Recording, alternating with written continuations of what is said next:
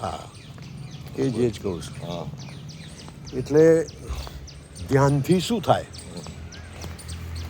એ મોટાભાગના માર્ગ પર ધ્યાન પહેલો પોઈન્ટ. ધ્યાન જે છે એ મન અને શરીર ખ્યાલ આવ્યો. ફરી એક તમારા માઇન્ડમાં રાખો, મન અને શરીર બેની એક સાથે, કારણ કે તમારી પાસે ખાલી બે જ વસ્તુ છે, બોડી છે અને માઇન્ડ છે. તો પછી બોડી ને માઇન્ડ, તો આ કન્સ્ટ્રક્શન શું છે? તો એમાં આત્માય ખરો ને. હા, તો હવે ત્રણ વસ્તુ થઈ ગઈ, આત્મા, શરીર અને મન. આ ત્રણેયનું જે ચોકઠું બન્યું, ત્રણેયથી જે કન્સ્ટ્રક્શન થયું, એનું નામ જીવ છે. હવે સમજ્યા? જીવ એટલે શું છે?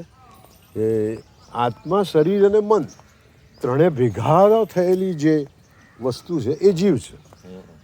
અચ્છા, હવે સવાલ ક્યાં આવે છે? જો તમે એક વસ્તુ એક્સેપ્ટ કરો કે બોડી અને માઇન્ડ બે મારી પાસે છે, બોડી ને માઇન્ડ, તો બોડી ને માઇન્ડ એની તો કસરત કરવી પડે કે નહીં? આત્માને તો કોઈ ધ્યાન કે વ્યાયામની કોઈ જરૂર જ નથી.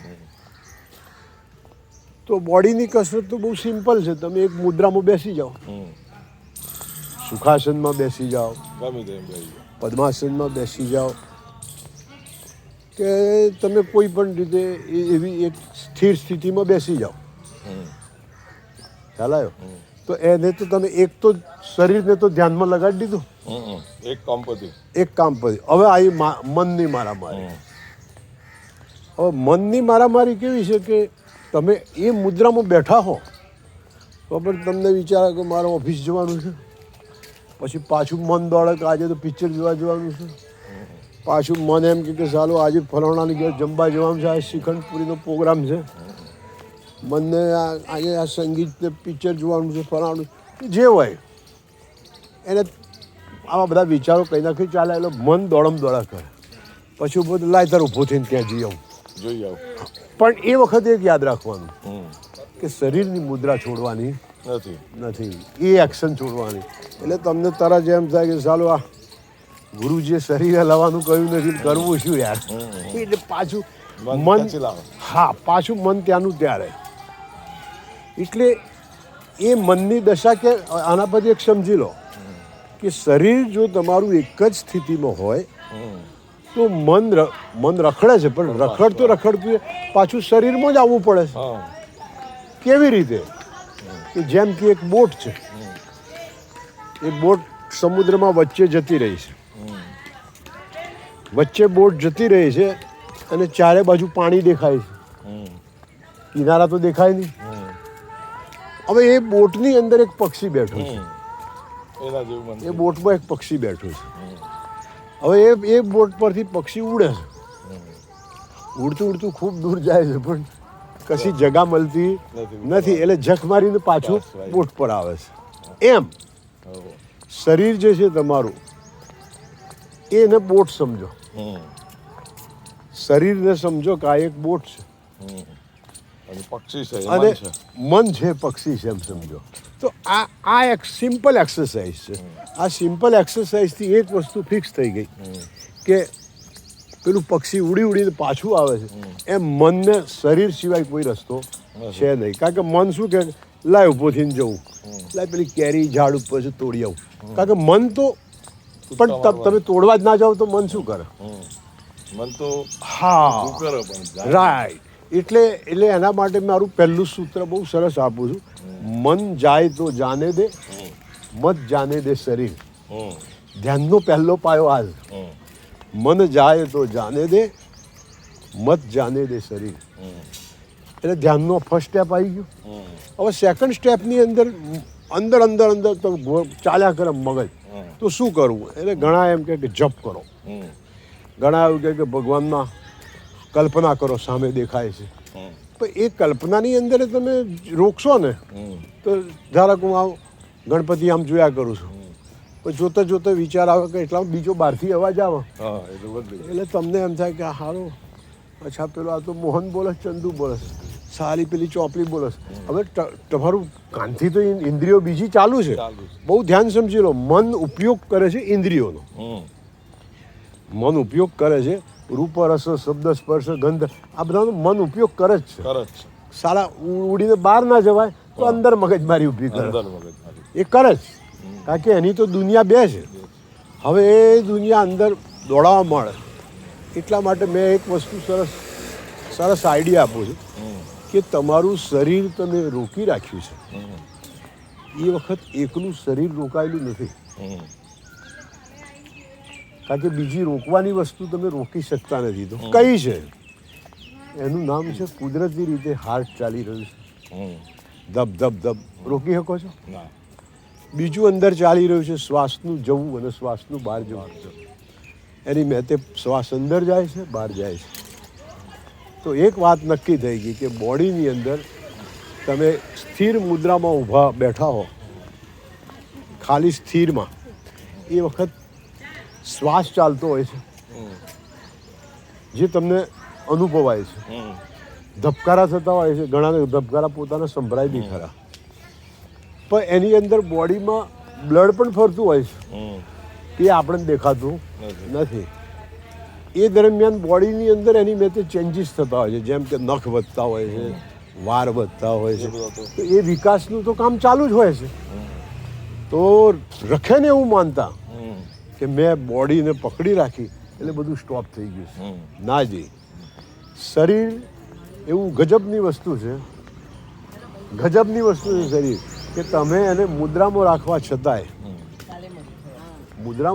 છતાંય એ શરીર વિવિધ મગજમારીમાં જોડાયેલું જ હોય છે.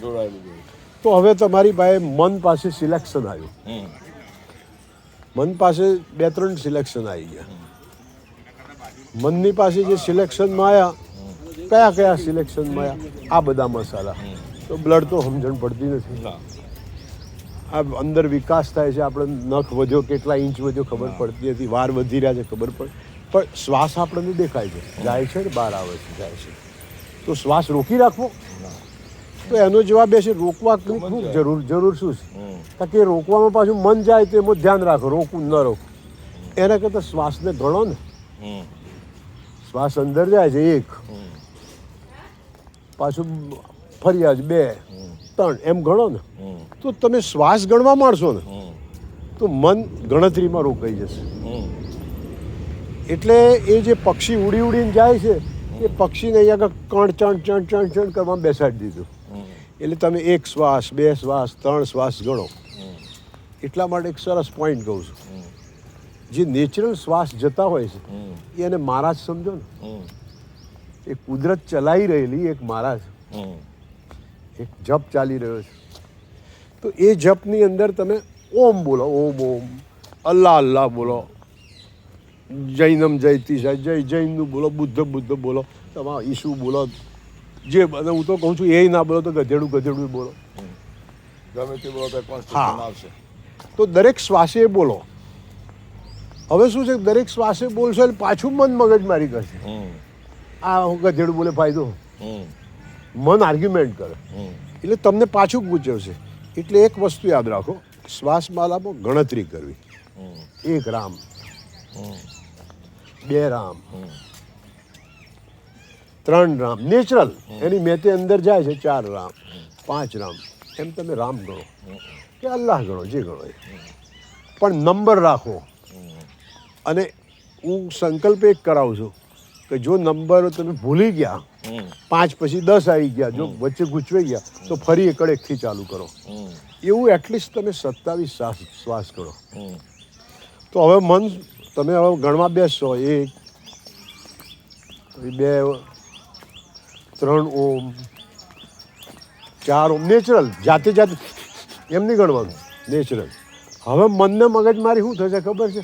પાછો વિચાર તો ચાલુ કરશે, આમ શું ફાયદો, આમ શું ફાયદો, પણ પાછું આમ શું ફાયદો એમ કરવામાં જશે ને એટલે પાછું આંકડો ભૂલી ગયો. એટલે આ 9 હતા 12 હતા, આ સાલું રાજુભાઈએ કહ્યું, પાછું 1થી કરવું પડશે, પાછું 1 રામ, પાછું 2 રામ.